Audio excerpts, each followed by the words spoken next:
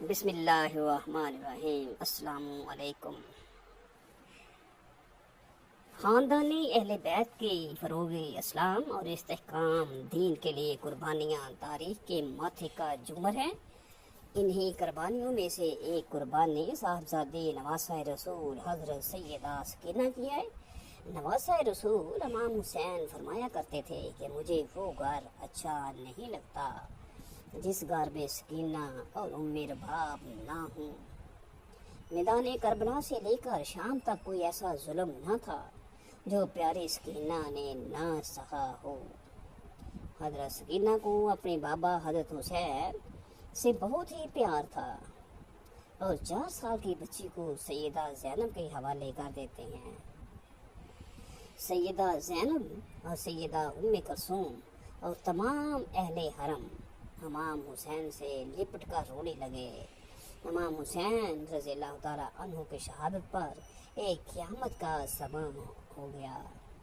بالآخر امام حسین رضی اللہ تعالیٰ عنہ اپنے گھوڑے پر سوار ہے۔ یزیدی فوج میں یہ ہمت نہ تھی کہ وہ آپ رضی اللہ تعالیٰ عنہ کا مقابلہ کر سکیں۔ یزیدی فوج آپ رضی اللہ تعالیٰ عنہ سے 10 میل دور ہو کر آپ رضی اللہ تعالیٰ عنہ پر تیروں کی برسات کرتے ہیں۔ تیر لگنے سے آپ کا جسم تیروں سے چور ہو چکا تھا۔ اچانک ایک آواز غائب آئی کہ حسین اب میری طرف پلٹ آئیں، تم سے راضی ہوں، تم بھی مجھ سے راضی ہو جاؤ۔ حکم خداوندی ہوا تو امام حسین نے اپنی تلوار کو نیلام میں کر دیا۔ جب یزیدی فوج نے دیکھا کہ تلوار نیلام میں ہو گئی ہے تو انہوں نے اکٹھے ہو کر امام حسین پر حملہ کر دیا۔ سنان ابن انس نے ایک ایسے سخت نیزے سے وار کیا جس کی وجہ سے آپ گھوڑے سے گرنے لگے۔ اتنے میں بدبخت حرملہ نے امام حسین علیہ السلام کی پیشانی پر تیر مارا، جس کی وجہ سے آپ رضی اللہ تعالیٰ عنہ گھوڑے سے زمین پر گر گئے۔ جب حضرت امام حسین رضی اللہ تعالیٰ عنہ زمین پر گرے تو میدان کربلا کی زمین ہلنے لگی۔ ہر طرف زلزلہ رونما ہو گیا۔ مولا حسین رضی اللہ تعالیٰ عنہ کے گرتے ہی زمین میں موجود ہر چیز ہل گئی، آسمان کانپنے لگ گیا۔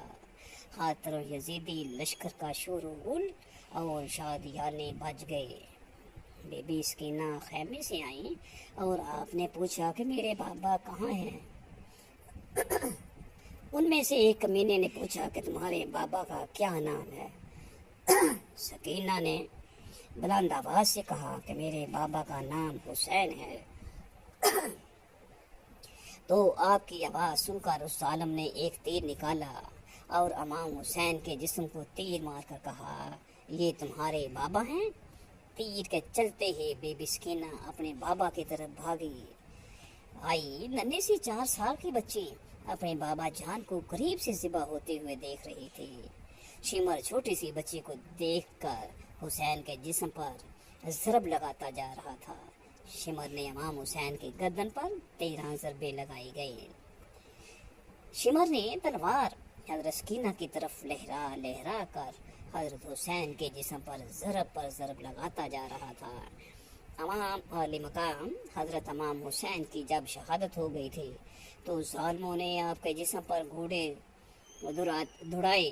کسی نے امام زین العابدین سے پوچھا کہ اے امام، ہم آپ کو بتا دیجئے کہ جب پہلی دفعہ خیموں میں آگ لگی تھی تو کس طرح سے چھوٹے چھوٹے بچے خیموں سے باہر نکلے تھے؟ یہ سن کر امام زین العابدین کی آنکھوں سے آنسو لگے۔ یہ سن کر امام زین العابدین کی آنکھوں سے آنسو بہنے لگے۔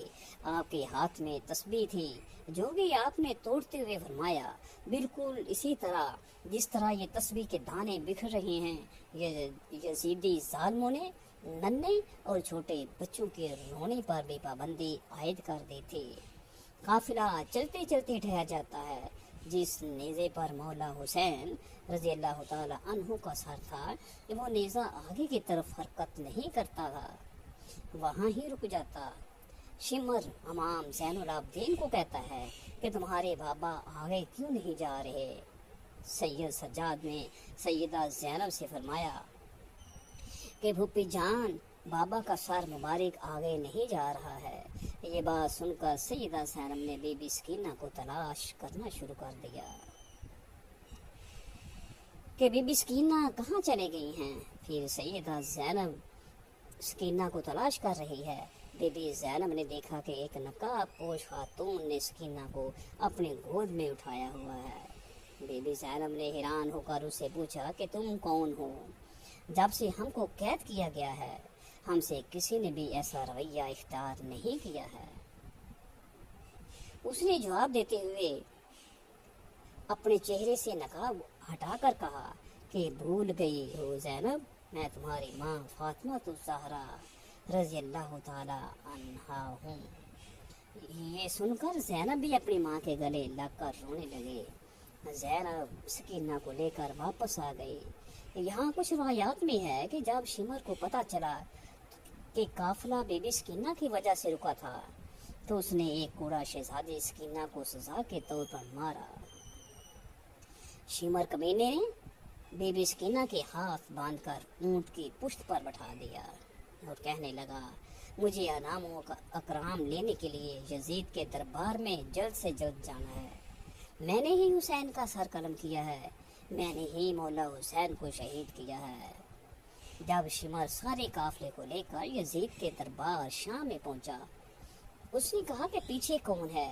यजीदी फौज ने कहा कि ये अमीरुल मोमिनीन हजरत अली रज़ियल्लाहु ताला अन्हु की बेटियां हैं। फिर यजीद ने पूछा कि ये छोटी सी बच्ची कौन है। यजीद को किसी कमीने ने कहा कि ये बीबी सकीना है, ये मौला हुसैन की बेटी है। सकीना दरबारे यजीद में इस तरह खड़ी थी कि दरबार यजीद में खड़ी सकीना ने पाँव इस तरह से थे कि एक पाँव ऊपर होता था तो दूसरा नीचे हो जाता था, दूसरा ऊपर होता था, पहला नीचे हो जाता। बीबी सकीना को बीबी सकीना को इस हालत में देखकर यजीद ने पूछा कि तुम इस तरह से क्यों खड़ी हो। बच्ची ने कहा कि तुम्हारी फौजियों ने हमारी ये हालत कर दी है। यजीद ने अपनी फौज को कहा कि रस्सियों को खोल दिया जाए। यजीद ने कहा कि बीबी सकीना, मैंने सुना है कि आप अपने बाबा से बहुत ही प्यार करती हो, क्या आप अपने बाबा से मिलना चाहती हो? सकीना ने जवाब दिया कि जी, मैं अपने बाबा से मिलना चाहती हूँ। उसके बाद यजीदी ने इमाम हुसैन के सर से कपड़ा हटा दिया। ये देखकर बीबी सकीना रोते रोते अपने बाबा के पास आ रही थी। यजीद ने कहा, नहीं सकीना, मैं तुम्हारी मोहब्बत का इम्तहान लेना चाहता था, तुम वहीं से पुकार तो देखते हैं कि क्या तुम्हारे बाबा तुम्हें कोई जवाब देते हैं। ये बात सुनकर बीबी सकीना ने अपने बाबा से कहा कि बाबा जान, ये मेरी मोहब्बत का इम्तहान है। बीबी सकीना के मुंह से ये अल्फाज निकलने ही थे कि सर हुसैन उठा और बीबी सकीना की गोद में आ गया। बीबी सकीना अपने बाबा के चेहरे पर चेहरा रख कर रो रही थी कि यजीद ने अपने सिपाहियों को हुक्म दिया कि इन सब को जिंदान में कैद कर दिया जाए। उसके बाद यजीदी फौज ने आले मोहम्मद सल्लल्लाहु अलैहि वसल्लम की औलाद को जिंदान में कैद कर दिया। कैद खाने से जब परिंदे आते जाते थे तो बीबी सकीना अपने भाई सैयद सज्जाद से पूछती थी कि भाई जान, ये परिंदे यहाँ क्या लेने आते हैं। सैयद सज्जाद ने फरमाया कि मेरी बहन ये अपने घर आ जा रहे हैं। ये बात सुनकर सकीना ने फरमाया कि भाई जान, हम कब अपने वतन जाएंगे। ये बात करते हुए सकीना अपने बाबा मौला हुसैन अलैहिस्सलाम को याद करते करते रोने लग गई। वो रोते रोते बेहोश हो गई। बीबी सकीना ने अपने बाबा को ख्वाब में देखा कि मौला हुसैन रज़ियल्लाहु ताला अन्हु आपको लेने आए हैं। سکینہ نے دیکھا کہ بابا آئے ہوئے ہیں۔ سکینہ نے کہا کہ بابا جان آپ کہاں چلے گئے تھے؟ شمر نے میرے سارے گوشوارے چھین لیے ہیں، شمر نے مجھے بہت رلایا ہے، مہربانی کر کے آپ مجھے چھوڑ کر نہ جانا۔ مولا حسین نے اپنے دونوں ہاتھوں کو پھیلایا اور فرمایا کہ بی بی سکینہ آ جاؤں گا۔ میرے پاس صبح ہوتے ہی جب حضرت سکینہ نے یہ خواب سب کو سنایا تو سب رونے لگے۔ زندان میں رونے کی آوازیں بلند ہو جاتی ہیں۔ یزید سو رہا تھا۔ جب زندان سے آواز بلند ہوئی تو یزید نے اپنے سپاہیوں سے اٹھ کر کہا کہ یہ آواز کیسی ہے؟ یزیدی فوجیوں نے کہا کہ لگتا ہے کہ وہ حسین کو یاد کر کے رو رہے ہیں۔ یزید نے اپنے فوجیوں کو کہا کہ ان کو حسین رضی اللہ تعالی عنہ کو سر دے دو تاکہ ان کے رونے کا شور بند ہو جائے، میں سکون سے سو سکوں۔ یزیدی سپاہیوں نے سر مبارک زندان میں رکھ دیا۔ جب امام عالی مقام حضرت امام حسین رضی اللہ تعالی عنہ کا سر مبارک زندان میں گیا تو سر مبارک کو دیکھ کر سب رونے لگ گئے۔ اپنے بابا کا سر مبارک بی بی سکینہ اپنی گود میں رکھ کر بہت ہی زیادہ روئیں۔ بی بی سکینہ اتنا روئیں، روتے روتے سکینہ دنیا سے پردہ فرما گئے۔ حضرت حسین کا کٹا سر دیکھ کر یزید بہت خوش ہوا اور پھر اس نے اپنے ہاتھ میں ایک چھڑی لے کر حضرت حسین کے سر پر ماری اور کہنے لگا کہ اے لوگوں دیکھ لو، جو بھی میری مخالفت کرے گا اس کا یہی انجام ہوگا۔ حضرت حسین رضی اللہ تعالی عنہ کے سر کی ایسی بے حرمتی دیکھ کر دربار میں موجود ایک یہودی کہنے لگا کہ اے لوگوں، میں حضرت داؤد علیہ السلام کی نسل سے ہوں اور 14 پشتوں کے بعد میرا نسب حضرت داؤد علیہ السلام سے ملتا ہے۔ میرے اور حضرت داؤد علیہ السلام کے بیچ میں 14 پشتوں کا فاصلہ ہے، پھر بھی میری قوم کے لوگ میری بہت عزت کرتے ہیں، اور ایک تم لوگ ہو کہ اپنے ہی نبی کے نواسے کا سر کاٹ دیا اور آج دربار میں بیٹھ کر اس کے ساتھ ایسی بے حرمتی کر رہے ہو، تم کیسے اپنے نبی کے سچے عاشق ہو؟ حضرت حسین رضی اللہ تعالی عنہ کی بہن حضرت زینب اپنے بھتیجے امام زین العابدین کو پکڑ کر روئے جا رہی تھی اور اپنے بھائی حضرت حسین کی کٹے سر کی بے حرمتی دیکھ کر اللہ سے فریاد کر رہی تھی کہ تبھی یزید نے حضرت زین العابدین سے کہا کہ تم نے دیکھ لیا نا، تیرے باپ نے میری مخالفت کی تو اللہ نے اس کا کیسا انجام کیا۔ اس پر حضرت زین العابدین نے قرآن پاک کی ایک آیت پڑھ کر جواب دیا کہ اے یزید، دنیا میں جو کچھ بھی ہوتا ہے سب میرے اللہ کے حکم سے ہوتا ہے۔ تو یزید نے جواب دیا کہ یہ سب کچھ تم لوگوں کی ہی کرتوتوں کی وجہ سے ہوا ہے، اور پھر یزید نے حضرت زینب کے ہاتھوں میں ان کے بھائی حضرت حسین کا سر رکھتے ہوئے کہا کہ اب تم لوگ عزت کے ساتھ اپنے گھر مدینہ جا سکتے ہو۔ اور پھر حضرت زینب روتی ہوئی اپنے گھر والوں کے ساتھ مدینے کی طرف چل پڑی۔ حضرت زینب سارے راستے پر اپنے بھائی حضرت حسین کا کٹا سر دیکھ کر روتی جا رہی تھی۔ آخر یہ لوٹا ہوا قافلہ کئی دنوں کے سفر کے بعد مدینہ پہنچا۔ جب لوگوں کو خبر ہوئی کہ دشمنوں نے حضرت حسین کا سر کاٹ دیا ہے تو لوگوں میں کہرام مچ گیا اور ہر گھر سے رونے کی آوازیں آنے لگیں۔ سارے مدینہ کے لوگ سمٹ کر حضرت زینب کے پاس پہنچے۔ حضرت زینب بہت خاموش تھی، کسی سے بات نہیں کر رہی تھی۔ حضرت حسین کا کٹا سر ان کے ہاتھوں میں تھا اور آنکھوں سے آنسو جاری تھے۔ اچانک حضرت زینب اپنے بھائی حسین کا کٹا سر لے کر اپنے نانا حضور صلی اللہ علیہ وسلم کی قبر کی طرف چل پڑی۔ جب حضرت زینب حضور صلی اللہ علیہ وسلم کی قبر پر پہنچی تو آنکھوں سے بے اختیار آنسو بہنے لگے۔ اور پھر انہوں نے حضور صلی اللہ علیہ وآلہ وسلم کی قبر کے پاس حضرت حسین کا کٹا سر رکھتے ہوئے ایسے الفاظ کہے کہ جنہیں سن کر سارے مدینے والے رونے لگے۔ حضرت زینب رضی اللہ تعالی عنہا نے حضور صلی اللہ علیہ وسلم کی قبر کے سامنے کھڑے ہو کر کہا کہ اے میرے نانا جان، کاش کہ آپ زندہ ہوتے تو دیکھ لیتے کہ دشمنوں نے آپ کے پیارے حسین کا کیا حال کیا ہے۔ اسے قتل کر دیا اور اس کے جسم پر گھوڑے دوڑا دیے، اور جب اس سے بھی دل نہ بھرا تو دشمنوں نے آپ کے پیارے حسین کا سر ہی کاٹ دیا۔ استغفر اللہ۔